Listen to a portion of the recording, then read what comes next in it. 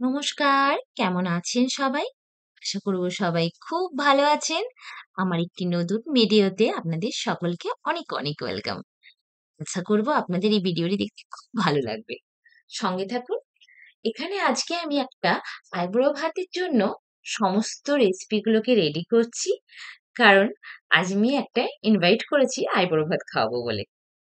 তো সেটাতে ১ম এই আমি বানিয়ে নিচ্ছি একদম লাস্টের খাবারটা। চাটনি আর পায়েস। চাটনিটা আমি অলরেডি বানিয়ে রাখাই আছে। সেজন্য চাটনিটা আমি বানানোর আর ভিডিও করিনি। এটা কিছুদিন আগেই বানানো আছে। তো এখানে আমি পায়েসটা বানিয়ে নিচ্ছি সবথেকে ১ম এ। পায়েসটা বানানোর জন্য ১ম এই কড়াইয়ে দিয়ে দিলাম একটু পরিমাণ ঘি। তারপরেই ওর মধ্যে দিয়ে দিলাম কাজু কিশমিশগুলো আর এলাচ আর দারচিনিটাও দিয়ে দিয়েছি। তারপরে এর মধ্যে গোবিন্দভোগ চালটা খুব ভালোভাবে ধুয়ে রেখেছিলাম সেটা দিয়ে দিয়েছিলাম। তারপর সেটা একটু সেদ্ধ ভাজা, ভাজা হয়ে এলে দুধটা দিয়ে দিলাম। এখানে আমি ২ প্যাকেট দুধ ইউজ করেছি।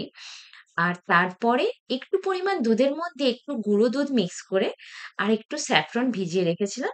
তারপর সেটা দিয়ে খুব ভালোভাবে ফুটিয়ে পায়েসটাকে রেডি করে নিলাম। তারপরে বানিয়েছিলাম মাংসটা। মাংসটা নরমাল প্রসেসেই বানানো। নরমালি মাংসর কষা বানিয়েছিলাম। তারপরে এখানে একটা ফুলকপির তরকারি বানিয়েছিলাম। এই তরকারির রেসিপিটা আমার রান্নার ভিডিওর চ্যানেলে পুরোটা খুব ভালোভাবে দেওয়া আছে। এখানে একটা স্পেশাল মসলা বানাচ্ছি। সেই মসলাটাকে ভালোভাবে ড্রাই রোস্ট করে নিয়ে ওটাকে পেস্ট করে নেব। এই মসলাটা দেওয়ার জন্য তরকারির টেস্টটা যেন অনেকটা গুণ বেড়ে গেছে। বেশ ভালো লাগছিল। তো ডাল করেছিলাম, সেজন্য এটা একটু ভাজা, ভাজা টাইপের তরকারি করেছিলাম। আইবুড়ো ভাতের রেসিপি বানানোর সময় ভাবতে হয় যে একটা তরকারিও থাকতে হবে। সেটা যেন আরো অন্য কারোর সাথে চলে যায়। মানে এতগুলো আইটেম থাকে তো সবগুলো খেয়ে উঠবে। সেইরকম ভাবে ভেবেচিন্তে বানাতে গেলে একটু টাইম লেগে যায়। যাকে খাওয়াবো তার খুব ফেভারিট, ইনফ্যাক্ট আজকাল সবারই ফেভারিট দেখতে পাচ্ছি ভেটকি মাছের পাতুরি। সেটাও আমি রেসিপিতে রেখেছিলাম। আর এতগুলো রান্না যখন করব, তখন খুব সহজে রেডি হয়ে যাবে সেরকম রান্নাগুলোকেও আবার চুজ করে নিয়েছিলাম। এদিকে তরকারিটাও সাইমেন্টাসলি চলছে। ওখানে আমি পাতুরিটাকে একটু ম্যারিনেট করে রেখে দিলাম। Our hearts beat to the city streets. We began to feel the fire. We rise like tall buildings as the chemicals they take us higher.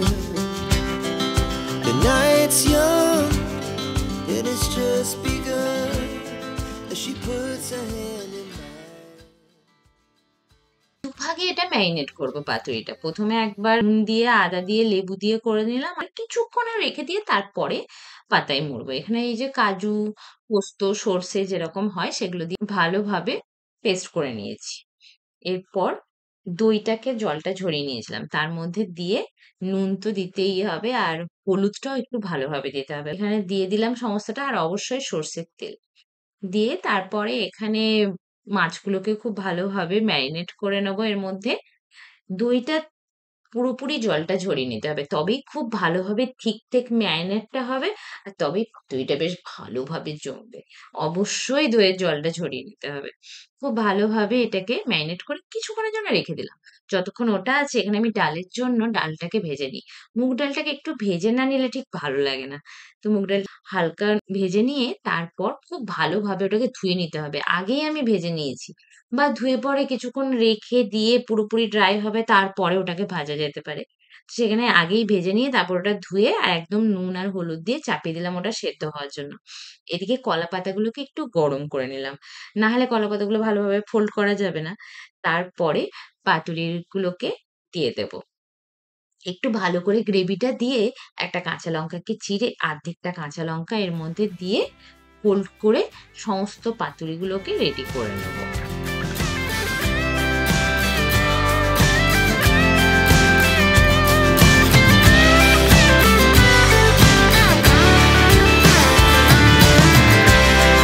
The moonlights, summer sky, it was the best we ever had.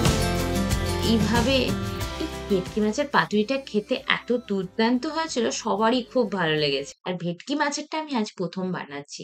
কারণ সবসময় ভেটকি মাছ পাওয়া যায় না, কিন্তু আমি রুই মাছ দিয়েই বানিয়ে নিই। কাঁটাটা একটু বেছে নিতে হয় বা পেটির পিস থাকলে আমি নিজেও বেছে বার করে নিতে পারি। এরপর এই কড়াইটাতে তরকারিটাতে একদম ড্রাই করে করেছিলাম। তার জন্য তরকারিটা উঠিয়ে নিয়ে ওর মধ্যে একটু সর্ষের তেল দিয়ে দিলাম। আর তারপরে সমস্ত পাতুরিগুলোকে দিয়ে এরপর চাপা দিয়ে কিছুক্ষণ মোটামুটি এটা ১৫ মিনিট এখানে আর ২ কি ৩ মতন আমি ভেপারে দিয়ে পরে করেছি। এই সমস্তটা হয়ে গেছে, ওইদিকে ডালটা সেদ্ধ হয়ে গেছে। তো ডালটাকে এমনি নরমালি বানাবো না। মুগ ডালটাকে একটু ভালোভাবে ফোড়ন দিয়ে, আদা রসুন দিয়ে, এখানে রসুন দিয়ে দিলাম, আদা দিয়ে দিলাম, পেঁয়াজ দিয়ে দিলাম। এই সমস্তটা দিয়ে বানাবো। খুব সুন্দর ডালটাও খেতে হবে। এরপরে অবশ্যই একটু নুন দিয়ে দিলে পেঁয়াজটা খুব তাড়াতাড়ি সফট হয়। তার জন্য একটু নুন দিয়ে দিলাম। আর তারপরে টমেটোরও দিয়ে দেবো। টমেটো দিয়ে টমেটোটাকে খুব ভালোভাবে গলে গেলে তার মধ্যে একটু কাশ্মীরি গুঁড়ো লঙ্কা দিয়ে দিয়েছি। কাশ্মীরি গুঁড়ো লঙ্কা দিয়ে দিলে যেন টেস্টটা দারুণ হয়ে যায় না? আর একটু পরিমাণ ধনেপাতাও দিয়েছিলাম। সমস্তটা দিয়ে এরপর সেদ্ধ করা ডালটা দিয়ে দিলাম। প্রয়োজন মতো একটু জলও দিয়ে দেবো। জল দিয়ে আর কিছুক্ষণ ফুটিয়ে নিলেই ডালটাও রেডি হয়ে যাবে। সমস্ত রান্না হয়ে গেল। এরপরে খেতে ডেকে নিয়েছি ওকে। সেই সময় সমস্ত ভাজাগুলো করে নিচ্ছি। ৫ রকমের ভাজা অবশ্যই লাগবে। তার মধ্যে আমি করেছিলাম আলু ভাজা, পটল ভাজা, কুমড়ো ভাজা, বেগুন ভাজা আর তার সঙ্গে কাঁচকলার একটা ফিশ ফ্রাই টাইপ আর একটু মাছ ভাজা করে দিয়েছিলাম। এই সমস্তগুলো দিয়ে দেখুন রান্না আমাদের রেডি। আমি শসাটাকেও একটা বাটির মধ্যে সাজিয়ে দিয়েছি। আর এনেছিলাম ৫-৬ রকমের মিষ্টি, মিষ্টি দই, পায়েস, পাতুরি, মাংস, ডাল, ফুলকপির তরকারি। এই হচ্ছে আজকের মেনু আর পাঁপড় ভেজেছিলাম ২ রকম ভাবে। কেমন লাগলো আমার আইবুড়ো ভাতের আয়োজনটা সেটা অবশ্যই বলবেন। আর রান্নাগুলো কেমন হয়েছে সেটাও জানাবেন। খুব তাড়াতাড়ি দেখা হবে নতুন ভিডিওতে। ততদিনের জন্য বাই। চ্যানেলটি অবশ্যই সাবস্ক্রাইব করে দেবেন।